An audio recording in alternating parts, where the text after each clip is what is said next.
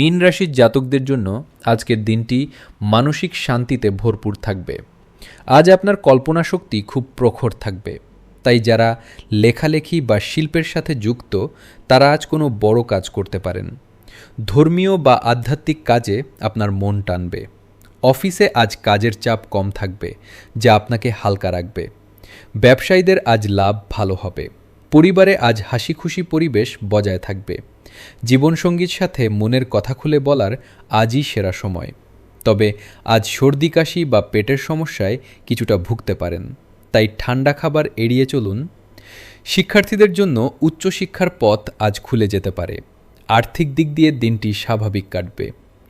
আজ আপনার শুভ রং বেগুনি বা হলুদ এবং শুভ সংখ্যা ৩।